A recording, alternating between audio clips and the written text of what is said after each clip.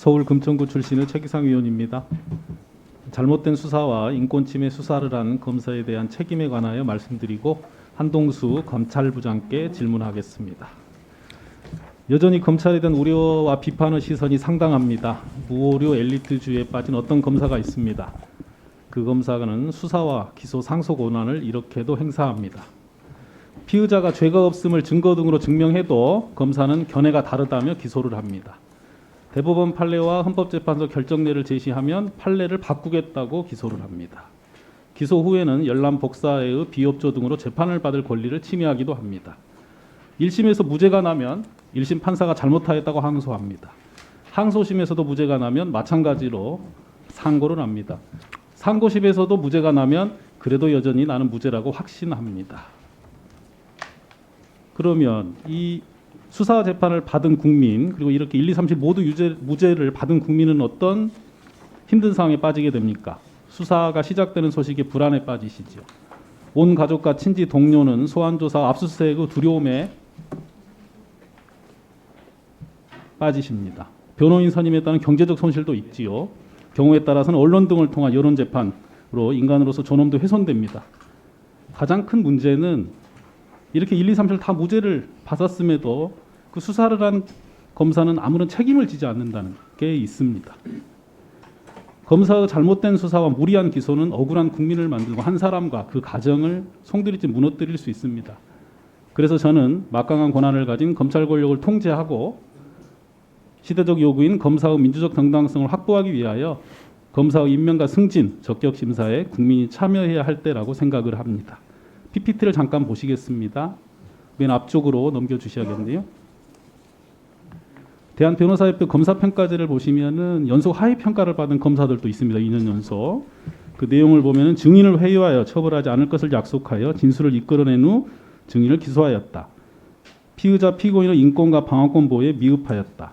수사 과정에서 반말과 소리 지르며 호통치며 피의자에게 반말, 고성 등을 통해 고압적인 분위기를 조성하였으며 분노 조절 수준으로 화를 내는 검사에 대한 얘기가 나옵니다. 다음을 보겠습니다.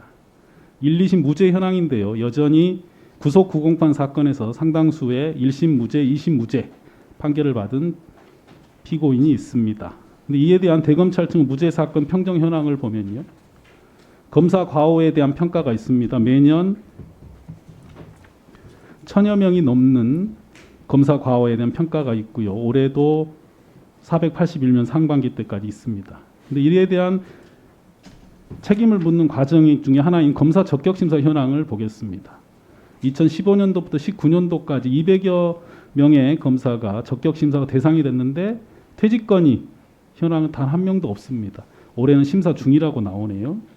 이 부분은 검찰의 수사를 받고 그로 인한 여러 가지 고통과 어려움을 호소하는 국민들과 우리 검사들의 생각이 많은 괴리가 있다고 생각을 합니다.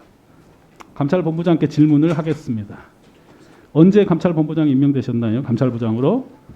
작년 10월 18일자로 검사로 임명되고 대검 감찰부장으로 보하는 대통령 임명장을 수령했습니다. 과거에 판사로서 10여 년 일하시고 변호사 생활도 하셨지요? 네, 판사로서 16년, 변호사로서 5년 7개월 근무했습니다. 감찰부장으로 부임하신 후에 감찰부의 감찰 대상인 검사가 몇 명이나 있으셨고 그 검사들에 대한 처분이 어떻게 됐는지 설명해 주실 수 있는 내용까지 말씀을 해 주시겠습니까? 지금 제가 정확한 현황과 이런 부분들은 필요하시면 추후로 이렇게 서면으로 답변 드리겠습니다만 또 구체적인 대상자와 또 이런 것들을 일일이 밝히기는 어려우나 대체로 그 성비 관련 또 그 반복 소환 등 수사 관행에 관한 문제들 엄정하게 이렇게 감찰위원회의 그 심의 권고되는 그 징계 양정에 따라서 검찰총장은 지금까지 예외 없이 그대로 징계 청구를 하였습니다. 대검찰청 감찰본부에서 검사의 비위 사실을 발견했을 때 퇴직 명령을 건의할 수도 있습니까? 퇴직 명령은 조금 전에 적격심사 대상자인 경우에 말씀드리는 겁니다. 네네네. 검사 적격 심사는 이제 법무부 검찰국 내에서 주관해서 이루어지고 있고 퇴직 명령 자체는 별도 인사처 그 대통령의 그 인사 명령으로 알고 있습니다. 저희들은 이제 검사에 대해서 해임이라는 징계 처분 등을 이제 진행할 수가 있습니다. 동의하겠습니다. 감찰부장이 외부에서 임명되셨는데요. 그동안 일하시면서 감찰 업무의 독립성이 충분히 확보되었다고 평가하십니까? 어떠신가요? 지금 조금 전에 뭐 우리 총장님께서 말씀하셨지만 그 대검 감찰본부는 다른 부서와 달리 그 편제상은 참모부서, 뭐 약간 좀 군대의 이런 적절한 용어인지는 다소 의문입니다만 편제상 감찰 이 참모부서로 이렇게 되어 있지만 업무 성격상 검찰총장으로부터 독립해서 그 징계나 수사 등을 통해서 공직기강을 이렇게 엄정하게 확립해야 되는 역할을 해야 된다고 생각합니다. 그래서 감찰의 그 직무상 독립 등은 지금 그 대검찰청 감찰본부 설치 및 운영 규정의 그 직무상 독립, 즉 감찰 개시 및 결과만을 보고하도록 했던 규정으로 결국 이 대검 훈령으로 이렇게 규정되어 있는데 저의 감찰의 독립성 확보 그리고 감찰 강화는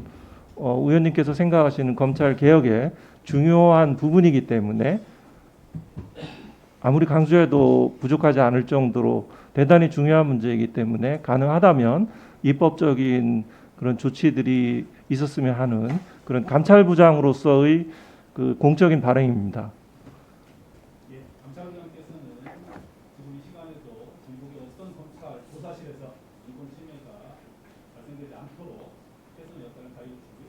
검찰총장께서는 그동안 발표된 개혁안들의 실행 여부를 공감이나 점검하고 여기는 검사나 수사관들의 책임을 묻는 실행 방안 강구해 주시기를 부탁드리겠습니다. 네, 수고하셨습니다.